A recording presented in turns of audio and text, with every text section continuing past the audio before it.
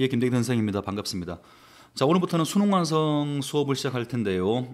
두 가지로 나눠져 있습니다. 유형편하고 실전편으로 나눠져 있고 대부분의 학생들이 실전편 부분을 조금 더 신경을 써서 보는 편이긴 합니다. 그러다 보니까 상대적으로 유형편에 실려있는 작품들을 조금 소홀히 공부하는 경향이 있는데요.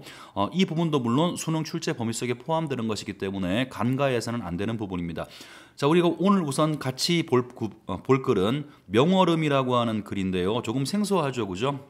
장르는 가사입니다. 가사고 임진왜란 때 그때쯤 쓰여진 글이라고 알려져 있습니다.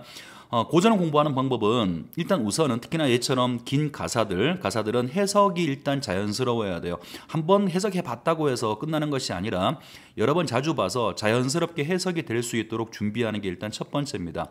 두 번째는 고전 문학에서는 표현 방식과 정서 물어보죠. 표현 방식 가운데 가장 많은 건 일반적으로는 대꾸법과 서리법이죠. 그런 부분들하고 또 특별히 눈에 띄게 쓰여진 표현 방식이 있으면 그 부분을 공부해 두시면 되고, 그 다음 하자의 정서와 태도의 변화입니다.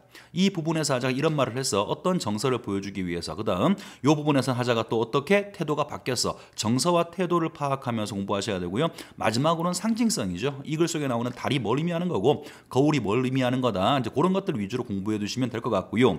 선생님 개인적인 생각은 지금 보시는 명월음이라고 하는 글은 올해 수능에 나와도 이상해 보이지 않습니다. 나름대로 가능성이 있어 보이고요. 물론 뭐 가장 중요한 거 하나라면 꼽아봐라 이렇게 얘기한다면 전 올해는 만원사를 꼽고 싶습니다. 만원사가 출제될 가능성이 매우 높죠. 뭐 만원사든 만원사 답이든 나올 가능성이 높습니다만 그거에 버금가게 지금 보는 명월음도 신경 써서 봐두어야 될 글 중에 하나가 아닌가 싶습니다. 자, 우선 글을 보기 전에 고전에서 흔하게 쓰는 기본적인 비유 하나를 이야기하고 시작하겠습니다. 이 글도 마찬가지 비유를 쓰고 있는 것 같은데요. 자, 하늘에 유일무이한 존재가 있을 수 있죠. 자, 달이나 혹은 해입니다. 하늘에 하나밖에 없는 거. 물론 이 글에서는 해는 나오지 않고요. 달로 상징됩니다만 이건 거의 항상 뭘 의미하는 거냐면 임금을 상징적으로 보여주는 거죠. 그러면 이 달과 해가 세상에다가 세상이라는 말은 여러 가지로 표현되고 있는데요. 팔황이라는 말로 표현되기도 하고요. 그 다음에 또 건곤이라는 말도 표현되는데 어쨌든 온 세상. 자, 이 온 세상에다가 빛을 내리겠죠. 해와 달이 빛을 내리는 거. 이건 보통 뭘 의미하는 거냐면 임금의 은혜, 성은을 이야기합니다. 그렇다면 임금의 은혜가 온 세상에 가득 퍼져 있는 이런 상태를 태평성대라고 부르게 되겠죠. 그런데 문제는 여기에 이 햇빛이 세상에 비추지 못하도록 이렇게 구름들이 들어가요. 구름. 자, 이 구름은 임금의 은혜가 혹은 임금이 세상을 바르게 바라볼 수 있는 임금의 총명을 가리는 놈이니까 항상 부정적인 세력으로 그려지게 됩니다. 보통 시에서는 간신배를 굉장히 많이 비유하는 말로 고전에서는 구름을 쓰죠. 이 글은 간신배도 물론 구름이 나올 텐데 간신배도 물론 포함되는 말입니다만 동시에 전란 상황, 임진왜란이라고 하는 전쟁의 상황을 비유하는 것으로 나와 있기도 합니다. 자, 그렇다면 이걸 전체의 이야기가 어떻게 흘러갈지 먼저 가이드를 잡고요. 그 다음 본문 내용으로 가겠습니다. 제일 처음에는 하늘의 달빛이 온 세상에 가득 비쳤어. 자, 태평성대의 상황을 이야기합니다. 그러다가 이제 뭔가 구름 때문에 부정적인 상황이 됐어. 선생님이 지금 말한 구름이라고 하는 건 위에서 말했던 것처럼 일단은 외란, 임진왜란 말하는 것이고요. 동시에 신하들이 변변치 못해서 임금의 은혜가 세상에 미치지 못하고 있어. 이 상황을 얘기하고 그 다음에 나름대로 극복 의지를 얘기합니다. 뭐뭐를 만들어가지고 저 구름을 다 쓸어버리고 싶어. 그런데 동시에 또 생각해보니까 난 안 될 것 같네. 힘이 없어. 뭔가 절망감을 얘기해요. 그러다가 다시 이 절망감에서 태도를 바꿔가지고 희망을 봅니다. 긍정적인 마음으로 바꿀 수 있을 거야 이런 생각을 가지고 마지막에는 임금에 대한 그리움으로 이야기를 마무리 짓고 있습니다. 이게 이 글 전체에서 우리가 봐야 될 내용이고 선생님 이제 화면에다가 EBS에 나와 있는 원문하고요 그 밑에다가 한글 현대어 해석판을 집어넣어놨어요. 지금 나와 있는 글 자체가 원문 자체가 거의 현대어로 풀어놓은 상태이기 때문에 해석이 크게 어렵지는 않을 거고요. 혹시 해석이 좀 어려운 부분이 있으면 밑에 적혀있는 현대어판을 보고 해석을 하시면 될 것 같아요. 자, 선생님이 지금 장르는 가사라고 얘기했죠. 그죠? 가사고 우리가 알고 있는 가사의 기본적인 형식은 사음보로 쓰여집니다. 뭐 고3들한테 설마 뭐 사음보 읽어가면서 이게 사음보라고 말하는 건 의미가 없어 보이고요. 정형적 율격을 쓰고 있다라는 겁니다. 자, 일단 한번 읽어볼 텐데 이거는 처음부터 마지막까지 달이라고 이야기하면 아 이게 임금을 상징하는 거구나라고 생각하시면 돼요. 자, 봅시다. 달아달아 밝은 달아 청천에 떴는 달아. 자, 일단 달을 부르고 있습니다. 누군가를 부르면 일단 대화체죠. 일단 표현 방식은 대화체로 쓰여지고 있고요. 여기서 달은 금방 말씀드린 것처럼 임금을 상징하는데 어떤 상황이냐면 하늘에 높이 떠 있어요. 맑은 하늘에 높이 떠 있는 달아 얼굴은 언제 났으며 밝기는 누가 시켰는가라고 묻고 있죠. 그죠? 자, 얼굴은 언제 났느냐? 의역을 해볼게요. 얼굴도 매우 멋지고 밝다. 온 세상을 다 밝히고 있다라고 말하고 있는 거죠. 그러니까 달의 아름다움이라고 할까요? 이걸 만약에 임금의 모습을 달에 비유했다고 하면 임금의 성은이라고 할 수도 있겠죠. 임금의 은혜, 달의 아름다움, 임금의 은혜에 대해서 예찬하고 있어요. 생긴 것도 멋지게 생겼고 온 세상을 밝게 비추고 있다. 자, 다음 서산에 해가 숨고 긴 밤이 침침할 때 시간적 배경 이야기하고 있어요. 요 글에서는 뭐 밤이라고 하는 게 몇 번 나오기도 하고요. 뭐 차갑다 이런 이미지가 나오기도 하는데 보통 시에서 그런 것들이 나오게 되면 부정적인 상황을 얘기하죠. 요 글도 밤 혹은 차가움이 부정적인 상황을 얘기하는 부분도 있습니다만 지금 여러분 보신 이 부분에서의 밤은 뭐 부정적인 상황을 얘기하는 것 같지는 않고요. 단순하게 밤이 왔다. 시간적 배경을 이야기하고 있습니다. 다시 보죠. 서산에 해가 숨고 긴 밤이 침침한데 밤이 왔는데 청렴을 열어놓고 보경을 닦아내니자. 청렴은요 화장대예요. 화장대를 열어놓고 보경은 거울입니다. 거울을 닦아내니 일편강이자 한 조각 밝은 달빛이죠. 밝은 달빛이 팔방은 온 세상입니다. 온 세상에 다 밝았다. 자, 그러면 의미 자체는 밝은 달빛이 온 세상에 다 비추고 있는 모습이죠. 임금의 은혜가 온 세상에 모두 골고루 퍼지고 있으니까 지금 상황은 밝은 달빛의 상황, 태평 성대의 상황을 이야기하고 있습니다. 자, 조금 몇 가지를 더 얘기하죠. 뭐 별로 중요해 보이진 않습니다만 여기 보면 청렴이란 말 나오죠.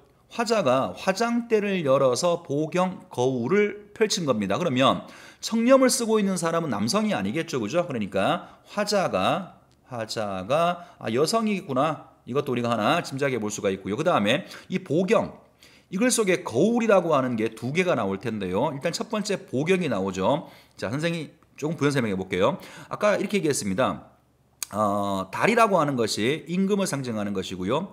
임금이 세상에 비추는 빛이라고 하는 것은 임금의 은혜 같다고 얘기를 했죠. 근데 골고루 이렇게 안 비출 수 있잖아. 그러니까 여기 거울 같은 걸 두게 되면 혹시 저렇게 구석구석까지 달빛이 거울에 반사되어서 이렇게 온 세상 구석구석 비출 수 있겠죠. 그러니까 아마도 거울에 달빛이 비추어서 온 세상에 다 비춘다라고 했으니까 여기서는 아마 거울이 상징하는 바가 관리들인 모양이고요. 임금의 은혜를 온 세상에 골고루 비춰주는 관리들이라고 얘기할 수가 있고 이 관리들의 모습도 자신의 역할을 충실히 잘하고 있는 거죠.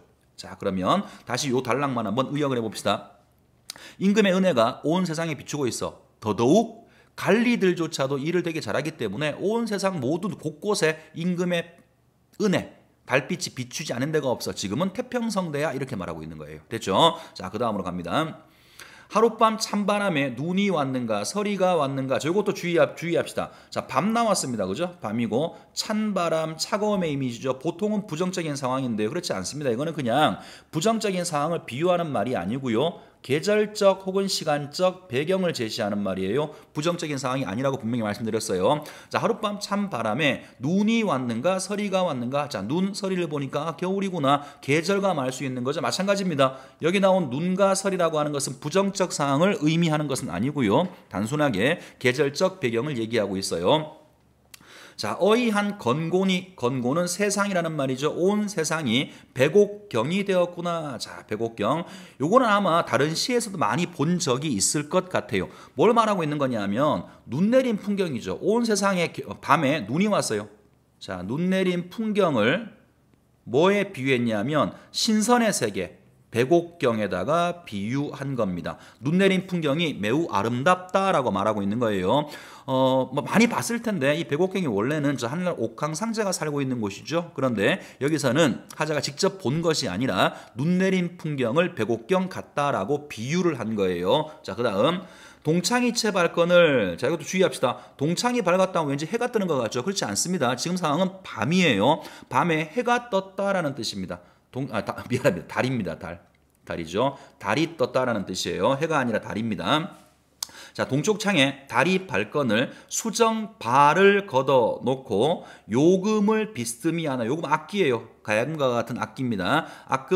악기를 비스듬히 안아서 봉황곡을 타 짚으니 성성이 청원하여, 자, 내가 연주하는 그 악기의 소리마다 맑게 퍼져나가서 태공에 들어가니, 자, 태공은 하늘이죠. 맑은 하늘이니까 여기는 달이 있는 곳, 임금이 있는 곳이라고 말할 수 있어요. 임금이 있는 곳에 다 들어가니 파사개수하에, 파사는 뭐 아마 이게 음성 상징어처럼 보여요. 부사 너울너울 춤추는 모습입니다. 자, 파사개수, 춤추는 개수나무 아래 옥토끼도 돌아보는 것 같다. 옥토끼는 그냥 달이라고 생각하시면 돼요. 그러면 자, 내가 지상에 있는 내가 눈 내린 날에 악기를 연주해 봤더니 내 악기 소리가 하늘까지 닿아서 나를 돌아본다라고 얘기하고 있는 거죠. 달과 화자의 교감을 이야기합니다.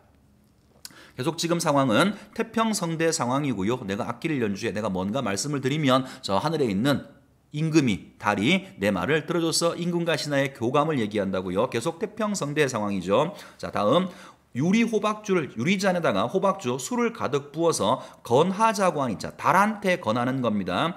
아까 우리가 봉황곡도 그랬고요. 뭐 굳이 의미를 얘기해 보자면 봉황곡하고 혹은 술, 이거는 화자가 누구한테 주는 거냐면 달한테 주는 거죠. 그죠? 그러니까 이 두 가지에다가 굳이 의미를 부여해 보자면 하자와 달을 연결시켜주는 매개체라고 말할 수 있겠죠. 그리고 상황 자체는 내가 연주하는 음악 소리를 하늘에 있는 달이 듣고 그 다음에 내가 권하는 술잔을 달이 받는 것이니까 이 상황은 하자와 달 사이의 교감, 다시 말하면 신하와 임금 사이의 교감이 잘 이루어지던 태평성대의 상황을 비유적으로 보여주는 거예요. 다시 봅니다. 유리 호박주를 가득 부어서 호박주니까 술이겠죠. 술을 가득 부어서 건하자고 하니, 누구한테? 달한테 건하려고 하니 유정한 상하가 뭐 항아라고 하는데 그냥 이건 달이라고 합시다. 해석할 때 굳이 너무 세부적인 부분에 매일표가 없어요. 자, 뜻 있는 저 달도 잔 밑에 빛난다. 내가 술을 권하니까 잔 밑에 빛나 교감하고 있는 거지요. 계속 이야기는 같은 이야기인 거예요. 달빛이 온 세상을 밝게 비추고 있고 신하와 임금이 이렇게 서로 잘 교감해서 태평성대의 상황을 이야기하고 있는 겁니다. 아마 하자가 지금 진술하고 있는 이 상황 자체는 임진왜란이 벌어지기 전 단계의 상황을 이렇게 말하고 있는 것 같습니다. 자, 다음으로 갈게요. 청강을 머금으니 폐부에 흘러들어. 자, 청강은 맑은 달빛입니다.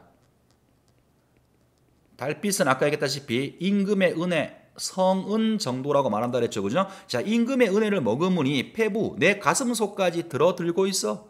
또 마찬가지예요. 교감을 말하는 것이고 태평성대의 상황을 말하고 있는 겁니다.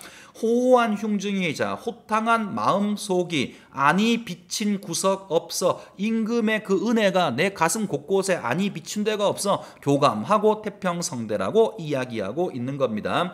옷가슴 헤쳐내어서 강한정에 돌아앉아. 자, 광한정도 원래는 하늘나라 신선이 있는 세계인데 여기서는 궁궐을 이야기합니다. 자, 임금과 충분히 교감을 했죠. 그리고 임금의 은혜를 마음속에 가득 받았어요. 자, 그 상황에서 옷 가슴을 풀어 헤치고 임금이 있는 궁궐로 돌아 앉아서 마음에 먹은 뜻을 다 아뢰려고 하였더니, 자, 이제 지금부터가 시상이 조금 바뀝니다.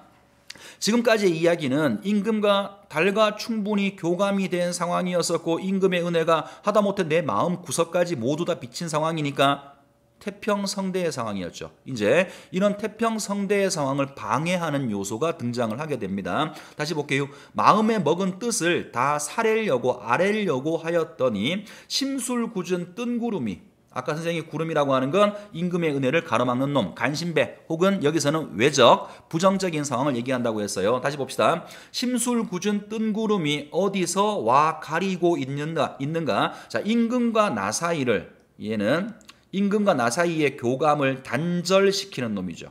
가렸다고 했으니까 일반적으로는 그냥 뭐 부정적인 상황을 얘기하는데 여기서는 두 가지로 보시면 될 것 같아요. 하나는 임난, 전쟁, 임진왜란이라고 하는 전쟁이라고 볼 수 있고요. 또 하나는 또 뭐 간신의 물이라고 볼 수 있겠죠. 그죠? 그래서 여기까지 내용을 한번 의역해 보겠습니다. 임금과 내가, 임금의 은혜가 온 세상에 충분히 비쳤고 나하고 임금 사이에는 충분히 이렇게 교감이 이루어지는 태평성대 상황이었어. 그런데 되도 않게 어서 갑자기 뜬 구름이 나오는 바람에 임금과 나 사이가 단절되었음을 이야기하고 있고 임금의 빛이 온 세상에 비추는 것이 이제 멈췄으니까 태평성대가 사라진 상황인 거죠. 자, 이제 그 다음으로 갑니다. 천지가 해맹하여 온 세상이 어두워졌다라는 뜻입니다. 뭐 때문에? 구름으로 인해서 만들어진 부정적 현실의 상황을 이야기하는 거죠. 아까 초반에는 달빛이 온 세상을 다 비쳤어요. 그건 태평성대였지. 반대로 온 세상이 이렇게 어두워졌다라고 하는 건 달빛이 비추지 않는 것이니까 부정적 현실의 상황을 비유한다라고 말할 수 있어요. 천지가 해맹하여서 백물 온갖 것들을, 세상의 모든 것들을 다 못 보니, 보지 못하니 상하 사방에 갈 길을 모르겠다. 자, 뭔가 임금과 잘 교통이 되다가 구름 때문에 단절됐어. 부정적 상황이죠. 그 상황에서 하자가 뭔가 방향성을 상실한 거죠. 어떻게 해야 될지 모르겠다. 방향성이 상실되고 태평성대가 서서히 사라져갔던 임난 당시의 상황을 이렇게 비유하는 것 같아요. 자, 그 다음 갑니다. 요잠 반각에 옛빛이 비치는 듯. 자, 지금 상황 어떤 상황이죠? 달빛이 구름 때문에 가려진 상황이죠. 그런데 이 상황에서 자, 저 먼 봉우리에 옛빛, 옛날에 비추던 달빛이죠. 임금의 그 달빛이 비추는 것 같고 운간에 나왔더니, 자, 구름 사이에 부정적인 상황이지만 이 구름 사이, 이 운은 아까 부정이었어요. 이 부정적인 상황에서도 잠깐 그 달빛이 나왔어. 임금의 은혜가 다시 보이려고 하니까 또 누구냐 하면 떼구름. 아까 봤던 구름과 똑같은 겁니다. 떼구름이 미쳐 날뛰니 희미한 빛이 점점 아득하여 오는구나. 그러면 이 글 전체에는 이런 이미지가 있겠네요. 밝음의 이미지하고요. 이건 아까 첫 번째 부분 밝음의 이미지하고 지금 읽고 있는 어둠의 이미지의 대비가 있죠. 명암의 대비라고 합니다. 그죠? 이거 우리가 한자로 써가지고 밝을 명자를 쓰고요. 이걸 어두울 암이라고 해서 시험 문제에 따라서는 명암의 대비라는 이야기를 하긴 하는데 이런 명암의 대비를 통해서 뭘 보여주느냐 하면 세상이 변했다는 거죠. 앞부분에서는 달빛이 충분히 비추는 태평성대의 상황을 얘기하는 것이고 이거는 부정적인 현실, 전란의 상황을 이렇게 비유하고 있다라고 말할 수 있습니다. 자, 이 어두운 상황에서도 하늘 달빛이 구름을 뚫고 잠깐 비추려고 했는데 다시 때 구름들이 달려와서 임금의 은혜를 모두 덮어버리는 그런 상황을 이야기하고 있습니다. 자, 다음으로 가죠. 중문을 닫아놓고 정반에 따로 서서, 자, 이제 문을 닫고 정반은 그 하원, 그 뭐라고 꽃밭인가요? 뭐 그런 거. 뜰 가장자리에 따로 서서 매화 한 가지. 자, 표현상의 특징 하나 볼 게 나왔습니다. 일단 매화를 잠깐 체크해 주시고요. 읽은 다음에 설명할게요. 매화 한 가지 개수나무 그림자인가. 자, 개수나무가 달에 있는 거죠. 이 매화 한 가지가 개수나무의 그림자인가 돌아보니 처량한 암양 은은한 향기가 날 따라 근심하는 것 같다. 자, 매화 향기가 근심한다 그랬죠. 그죠? 현재 화자가 가지고 있는 정서가 그런 거지.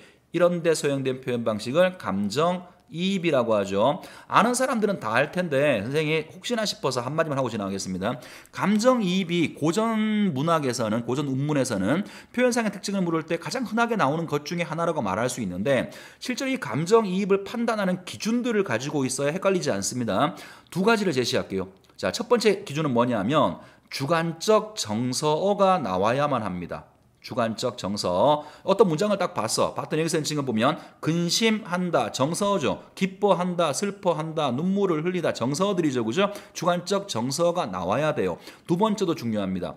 주관적 정서가 나온다고 해서 무조건 감정이입이라고 부르는 것이 아니라 대상의 정서, 여기서 매화겠죠. 대상의 정서와 화자의 정서가 일치해야 됩니다. 그러면 이 공식을 다시 이 문장에 대입해 보죠. 근심한다, 주관적 정서가 있습니다. 화자도 지금 달빛이 세상에 비추지 않아서 근심하고 있고요. 매화도 그렇다라고 표현했죠. 그러니까 감정이입의 방식을 쓰고 있다라고 말할 수가 있겠죠. 자, 다음으로 갑니다. 소렴을 걷어놓고 발을 걷어놓고 동방의 방에 혼자 앉아서 금작경 닦아내어. 자, 요 금작경도 보세요. 이거 거울입니다. 아까 첫 번째 부분에서 거울이 한번 나왔었죠, 그죠? 그 거울은 달빛을 온 세상에 다 비췄어요, 그죠? 자, 이건 어떤지 보세요. 금작경 닦아내어 벽 위에 걸어두니 제 몸만 밝히고, 지 몸만 밝히고 남 비출 줄 몰라. 자, 뭔가 한계를 보이는 거죠. 자, 보세요. 지금 상황은 달이 숨었기 때문에 달빛이 세상에 다 비출 수가 없어. 그러니까 그 달빛을 받아서 누가 비춰줘야 되는 거냐면 금작경, 거울이 온 세상에 반사를 해줘야만 세상이 밝게 빛나는데, 얘들은 지금 보다시피 지 몸만 밝힌다 그랬죠, 그죠? 뭔가 능력을 다 발휘하지 못해요. 한계를 보여주고 있고요. 그럼 이기적이라고 할까요? 지 몸만 밝히려고 하는 거고 온 세상을 밝히지 못해. 그러니까 이거는 뭐라고 볼 수 있냐면 자신의 능력을 혹은 자신의 역할을 다하지 못하는 신하들이라고 볼 수 있는데, 뭐 간신배라고 말해도 상관없겠죠. 화자 입장에서는 저 신하놈들이 임금이 이렇게 힘든 상황에 임금의 어떤 은혜를 온 세상에 비춰주는 그런 역할을 해야 되는데 신하놈들도 그 역할을 다하지 못하고 있구나라고 비유하는 내용을 이렇게 거울로 표현하고 있다라고 생각하시면 될 것 같아요. 자, 다음으로 갑니다. 단단 환선으로. 자, 이제 잘 보세요. 이제 이것도 문제가 되면 나올 수 있는 부분입니다. 환선은 선자가 붙는 건 전부 다 부채들이죠, 그죠? 자, 비단 부채입니다. 부채로 긴 바람 붙여내어서, 부채로 바람을 붙여내어서 이 구름, 간신배, 부정적인 상황, 외적 같은 거, 이 구름 다 걷고자. 기원 녹죽으로. 자, 뭔가 연결이 잘 안 돼요, 그죠? 아마 사음보를 맞추기 위해서 이렇게 표현한 것 같습니다. 어쨌든 첫 번째 부분에서는 환선, 구름이라고 하는 부정적인 대상이 있는데 이게 하늘에 있잖아요, 그죠? 이거를 내가 환선은 부채예요. 부채를 만들어서 이것들을 다 없애버리고 싶은 겁니다. 하나 더. 일천장비. 자, 긴 빗자루예요. 빗자루. 긴 빗자루를 메어서 저 구름 다 쓸어내고자 싶다. 그러니까 환선이나 혹은 비라고 하는 것은 부정적 현실의 극복 수단이 될 수 있겠죠. 화자가 이 부정적인 상황에서 절망하고 있는 것이 아니라 이런 거 만들어서 저 관심배물이 혹은 외적 아니면 부정적인 현실을 다 없애버리고 싶다라고 하는 극복 수단으로 제시한 게 환선과 비고요. 동시에 이것은 화자의 의지를 보여주는 소재라고도 말할 수가 있을 것 같아요. 자, 또 그 다음 봅니다.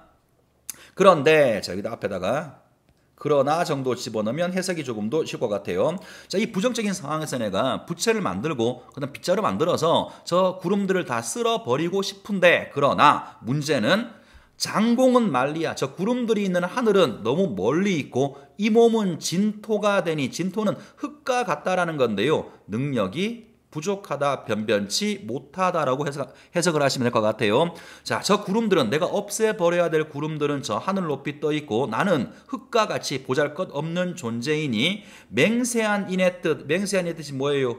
임금한테 충성을 다하겠다, 빗자루 만들어서 혹은 부채 만들어서 저 구름 다 없애버리겠다, 이런 뜻이 생각해보니 해나니 허사로다. 생각해보니 허사로다. 회의감 보여주고 있는 거죠. 다른 말로 표현해 볼까요? 무력감이죠, 그죠? 내가 변변치 않아서 못할 것 같다. 또 다르게 표현하면 절망감이라고 표현할 수도 있습니다. 이런 구조 많이 봤어요. 우리가 선상탄에서도 본 적 있죠, 그죠? 내가 외적들을 다 없애버리고 싶은데 변변치 않은 이 몸이 무슨 뜻이 있어? 나온 적 있을 거예요. 이것도 비슷합니다. 부정적 상황을 제시하고 있어요. 구름으로 제시하고 있고 그 부정적 상황을 없애버릴 수 있는 수단으로 환선하고 빗자루를 말하고 있는데, 문제는 수단은 내가 알고 있는데 내 능력이 변변치 않아서 생각해보니까, 헤어보니까 허사구나, 쓸데없는 생각 같구나, 무력감을 느끼는 겁니다. 자, 다음으로 가죠. 가뜩 근심 많은데 긴 밤은 어떠한가, 뒤척이며 잠 못 이뤄 다시금 생각해봤어요. 자, 뭐를 생각하냐면 뻔한 거 아니겠어요? 분명히 앞부분에서 난 못할 거야, 회의감이었죠. 그죠? 이 회의감이 이제 뭘로 바뀌냐면 극복 의지로 다시 바뀌게 될 겁니다. 하자의 태도의 변화가 있을 거예요. 지금부터 하자가 태도 변화를 보여줄 거고, 여기 뭐 뒤척이며 잠 못 이룬다, 이거는 뭐 굳이 한자성어로 얘기하면 걱정으로 잠을 이루지 못하는 것이니까 전전 반측이라는 말 많이 본 적이 있을 거예요. 자, 뒤척임에 잠 못 이뤄 다시금 생각해보니 영허 소장이 천지도 무궁하니. 자, 이 영허 소장이 이거 한자를 그대로 해석하면요 너무 복잡해요. 그러니까 이렇게 합시다. 세상의 변화라는 뜻이에요. 이건 의역을 해볼게요. 세상은 변한다라는 뜻이죠. 여기 포함되어 있는 것은 지금은 비록 부정적인 상황이지만 반드시 긍정적 상황이 올 거라고 하는 미래에 대한 긍정적 인식이죠.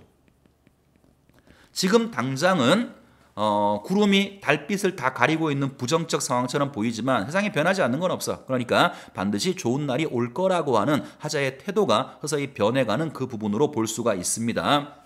다시 보시죠. 영어 소장이 천지도 무궁하니 풍운이 변화한들, 세상이 변화한들, 본색이 어디 갈까? 자, 풍운이 변화해 세상이 변화한다는 말이죠. 의역을 해보면 지금 비록 부정적인 상황이지만 본색이 어디 가겠는가? 서리법 쓰고 있어요. 본색은 임금의 은혜 같은 거죠. 혹은 임금이죠. 그죠? 세상이 아무리 바뀌어도 우리 임금님의 은혜는 혹은 우리 임금님은 변하지 않는다라고 하는 확신을 보여주는 거죠. 자, 지금 여러분들 되게 중요한 구절 보고 있어요. 시험 문제를 내보면 낼 때 가장 우리가 선생들이 좋아하는 구절이 어떤 부분이냐면 하자의 태도나 정서가 변하는 변곡점들이에요. 지금 보시는 이 부분도 마찬가지죠. 분명히 회의감을 가지고 절망감을 가졌던 하자가 밤에 생각을 통해서 전전반측하다가 태도나 생각을 바꾸게 되죠. 세상은 분명히 바뀌게 될 거예요. 영원한 건 없어. 그러니까 지금 당장은 이렇게 안 좋아 보이지만 우리 임금님의 본색은 바뀌지 않아. 다시 태평성대가 올 거라고 하는 그러한 미래에 대한 긍정적 인식, 확신으로 화자의 태도가 변화되고 있는 겁니다. 자, 우리도 단심을 지켜, 단심은 일편단심, 충성심을 얘기하는 거죠. 우리도 그때까지 세상이 다시 좋게 변하는 그날까지 단심을 지켜 명월 볼날, 밝을 달을 볼 날을 기다리노라. 그러니까 밝은 달이 비추는 걸 태평성대라고 본다 그러면 태평성대를 기원한다. 아니면은 달을 단순하게 임금으로 본다 그러면 임금에 대한 그리움을 드러내고 있다. 이렇게 보시면 될 것 같네요. 그래서 일단은 해석하는 게 일단 첫 번째고요. 그 다음은 여러분들이 읽어 나가시면서 각각의 해석 단락별로 나누어서 제일 처음에는 임금의 태평성대를 얘기했어. 그러다가 부정적인 상황을 쭉 언급을 하고 있고 그 다음 그걸 이겨내려고 하는 의지를 보이다가 다시 절망했어. 그 다음 다시 생각해 보니까 이제 앞으로 더 좋은 날이 올 거야. 긍정적 미래인식으로 바뀌면서 제일 마지막에는 일편단심, 충성심에 대한 어떤 다짐과 임금에 대한 그리움으로 이야기를 마무리하고 있다. 이런 식으로 글 전체 맥락을 잡아두셔야 되고요. 그 다음 각각의 선생님 워낙에 많아서 얘기 안 했습니다만 대꾸나 서리법은 대지게 많죠. 그런 것들을 기억하고 표현상의 특징, 표현 방식으로 물어볼 수 있다면 가능성이 제일 높은 건 매화였었죠. 감정이입 들어있는 거, 그 정도 여러분들이 보시면 될 것 같고, 나머지는 상징성이죠. 달이 뭘 상징하고, 거울은 뭘 상징하고, 구름은 뭘 상징한다. 그러니까 실제로 익숙한 글은 아닙니다만 공부를 해보면 그렇게 어려운 글이라고 말할 수도 없어요. 자, 이제 문제 한번 풀어보겠습니다. 빨리 가볼게요. 윗글에 대한 설명이다. 적절하지 않은 것을 고르라고 했습니다. 자, 하나씩 읽어볼게요. 지규적 표현을 활용하여 시적 상황을 표현하고 있다. 이건 굳이 안 찾아드려도 여러분 충분히 찾을 수 있을 겁니다. 뭐뭐 한 듯 이런 거 되지게 많이 쓰였어요. 비유적 표현이겠죠. 비유적 표현 많이 쓰였고요. 자, 2번 음보를 규칙적으로 반복하여 리듬감 사음보 쓰고 있습니다. 가사니까. 그 다음 3번은 서리적 표현. 이것도 되지게 많은데 선생님이 하나만 얘기할게요. 고전 운문에서 제일 많이 물어보는 게 직유법하고요. 그 다음에 비유, 서리, 대꾸, 감정이입 같은 거예요. 그 중에서 요 서리법 좀 주의해서 보자고요. 자, 다시 봅시다. 서리적 표현을 활용하여 우리가 문제를 풀다 마음이 급하잖아. 그러니까 앞뒤 안 봐. 이것만 딱 보고 봤어 내가 이거 맞아 하고 넘어가 버린다고요. 절대 그렇게 하시면 안 돼요. 항상 함정은 어디서 파는 거냐면 이 뒤에서 파요. 서리적인 표현의 의도가 굉장히 많겠죠. 서리법은 강조하기 위한 것이니까 반드시 이거는 의도가 따라간다고요. 어떤 의도로 썼는가. 그래서 서리법 문제가 나왔을 때 뒷부분에서 함정을 파는 경우가 굉장히 많으니까 서리법만 확인하고 넘어가지 마시고요. 반드시 뒷부분도 확인을 해 주셔야 됩니다. 다시 읽어볼게요. 서리적 표현을 활용하여 화자의 의도를 부각하고 있다. 의도를 강조하고 있다. 이런 부분 몇 군데 있을 겁니다. 4번 연세적 서술 방식. 연세법 난 본 적이 없습니다. 연세가 뭐냐 하면 이런 거죠. 어떤 문장이 있어요. 뭐 이렇게 있고 끝날 때 이렇게 끝났어. 그럴 때 다음 문장 시작할 때 이렇게 시작하고 이렇게 끝나고 다시 또 이렇게 시작하고 뭐 이렇게 끝나는 거. 뭐가 있을까요? 원숭이 연덩이는 빨개. 빨간 건 사과. 사과는 맛있어. 본 적 있죠, 그죠? 그게 연세법이에요. 근데 우리가 지금 봤던 이 글에서는 연세적 표현은 본 적이 없습니다. 답은 일단 4번이고 5번은 감정을 이입하여 어디다가 매화에다가 감정 이입했고 선생님 감정 이입의 공식 두 가지 말씀을 드렸습니다. 답은 4번이에요. 넘어갑시다. 그 다음 2번 기억과 미음에 대한 이해다. 옳지 않은 거죠. 구절의 뜻 물어보는 건데요. 자, 기억은 어이한 건곤이 온 세상이 백옥경이 되었구나. 눈 내린 풍경이 되게 아름답구나. 임금의 은혜가 온 세상에 가득하구나. 그런 말이었고요. 자, 1번은 눈서리가 내려 온 천지가 하얗고 아름답게 변한 전경을 예찬하고 있다. 하자의 태도 예찬이에요. 예찬하고 있고 또 하나 주의할 게 여기서 눈서리 이런 것들 부정이 아니라고 말씀드렸죠. 그냥 시간적 배경, 계절적 배경 말하는 거였어요. 자, 2번은 청강을 머금으니 폐부에 흘러든다. 맑은 달빛을 마음속에 깊이 받아들이고자 하는 심정을 표현하고 있어. 달빛이 임금의 은혜 혹은 임금의 총명 이런 거니까 임금과 충분히 교감하고 싶어하는 하자의 마음을 표현하고 있다. 문제될 거 없죠. 자, 3번 갑니다. 3번은 심술궂은 뜬구름이 어디서 와서 가리고 있느냐. 소망을 재현할 수 없는 현실에서 오는 안타까움을 나타내고 있다. 자, 임금한테 내 말을 전하려고 해서 소망이죠, 그죠? 소망을 실현하려고 했어. 그런데 문제는 뭐냐면 뜬 구름 때문에 할 수가 없는 거죠. 할 수 없는 안타까움을 표현하고 있다. 3번도 전혀 문제될 게 없고요. 자, 네 번째 갑니다. 4번은 맹세한 인의 뜻이 생각해보니 허사로구나. 뭔가 무력감 느끼고 절망감 느끼는 부분이죠. 4번은 세속적 욕망을 버리고 현실에 만족해하는 모습을 드러내고 있다. 뭔 소린가요? 이 사람이 이 글 속에서 어떤 욕망을 드러내고 있나요? 답변해 보시죠. 재물?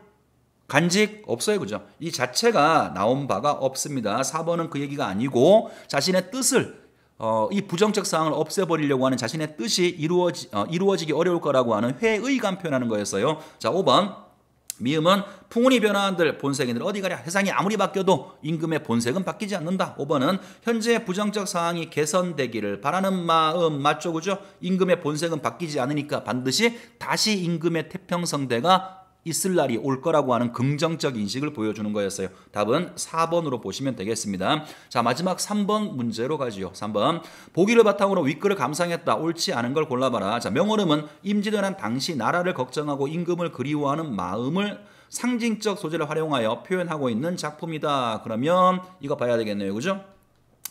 전란의 상황에서 임금의 선정을 좋은 정치를 기대하는 백성들의 마음과 혼란에 빠져있는 부정적 시대 상황을 달과 구름이라는 상징적 소재를 통해서 드러내고 있어. 그러면 대비적 소재가 있네요. 달과 구름이라고 하는 상징적 대비적 소재를 통해서 드러내고 있다. 특히 거울은 거울은 달빛을 받아 다시 온 세상에 비추는 역할을 하는 것으로 임금의 선정이 백성들에게 잘 미칠 수 있도록 매개하는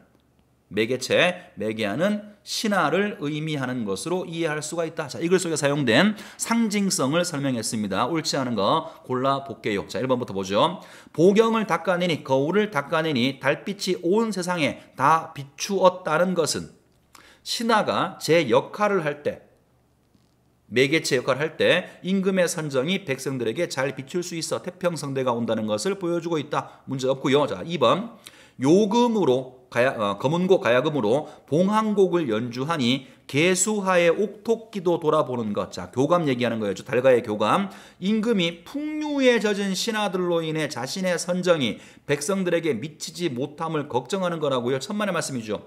임금과 교감하는 것이니까 걱정도 아니고요. 풍류 얘기도 나오는 바가 없습니다. 여기서 요금이라고 하는 것은 내 뜻을 임금한테 전하는 하나의 수단은 될 수 있습니다만 이 자체가 놀고 먹는 걸 말하는 게 아니죠. 그죠? 답은 2번이 정답이네요. 나머지 검토할게요. 3번 달빛이 비추는 데가 없어 천지 해맹하여 천지가 어두워서 갈 길을 모르겠다라는 것은 전란으로 임금의 선정이 미치지 않아 백성들이 혼란에 빠져 있는 상황을 의미한다. 태평성대 반대 명함의 대비 설명했어요. 자, 4번 갑니다. 금작경 담아내어 벽 위에 걸어 두어도 남 비출 줄 모르는 것은 자신의 안위만 도모하고 지 몸만 빛낸다 그랬죠. 자신의 안위만 도모하는 신하가 임금의 선정이 백성들에게 미칠 수 있도록 노력하지 않는 것을 비판한 것으로 볼 수 있다. 그러니까 여기 지금 나오는 금작경은 자신의 안위만 생각하는 간신배들을 비판하는 것으로 볼 수가 있을 것 같고요. 자, 5번. 1천장이나 되는 긴 빗자루로 저 구름 다 쓸어버리고 싶다라는 것은 하자의 의지 보여주는 거였죠. 임금의 선정이 백성들에게 미치는 것을 방해하는 전란이 끝나기를, 자, 전란은 구름이라고 했으니까 구름이 끝나기를 소망하는 심정을 표현한 것으로 이해할 수 있다. 상징성 다 맞고요. 정답은 2번으로 볼 수가 있겠습니다. 자, 고생하셨고요. 복습 잘하시고 머릿속에 잘 담아두세요. 수고했습니다.